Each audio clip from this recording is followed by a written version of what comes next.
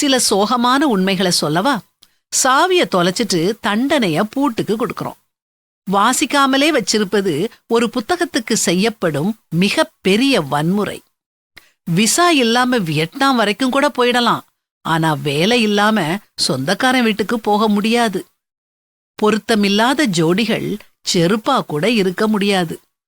ஒவ்வொரு மொபைல்லையும் தொடர்பு கொள்ள முடியாத, ஆனா அழிக்க மனமில்லா பல எண்கள் இருக்குது. நேற்று வச்ச வாட்டர் பாட்டில இருக்கும் தண்ணீர் மேல வரும் சந்தேகம் ஒரு வாரத்துக்கும் மேல இருக்கும் வாட்டர் கேன் தண்ணீர் மேல வர்றது கிடையாது. ஒரு காலத்துல நல்லா ஆங்கிலம் பேசுறவங்கள வியந்து பார்த்த நாம இப்போ நல்லா தமிழ் பேசுறவங்கள வியந்து பார்க்கற நிலைமைக்கு ஆளாயிட்டோம். மருமகள் நைட்டி போட்டதால சண்டை வந்த வீடுகள்ல பேத்திகள் அரைக்கால் சட்டை போடுறாங்க. இன்றைய தலைமுறையினர் OMRல சம்பாதிக்கிறத ECRல செலவு பண்றாங்க. ஆண்களோட பெருங்குறைகள்ல ஒண்ணு என்ன தெரியுமா? அன்பா இருக்க தெரியும், ஆனா யார் மீது அப்படின்னு தேர்ந்தெடுக்க தெரியாது. ஆன்லைனால மிச்சமான நம்முடைய நேரத்தை ஆன்லைன்லேயே செலவழிக்கிறோம்.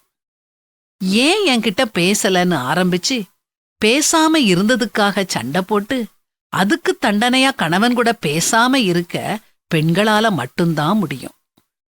தான் வீட்ல 24 மணி நேரமும் டிவி ஓடிட்டே இருந்தாலும் கண்டுக்காத ஆண்கள் தான் சலூன்ல வாய பிளந்து பார்த்துட்டு உட்கார்ந்துருக்காங்க.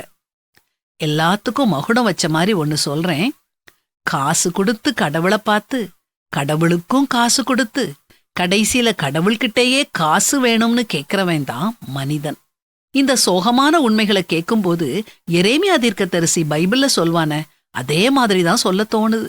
எல்லாவற்றை பார்க்கிலும் இருதயமே திருக்குள்ளதும் மகா கேடுள்ளதுமாயிருக்கிறது, அதை அறியத்தக்கவன் யார்?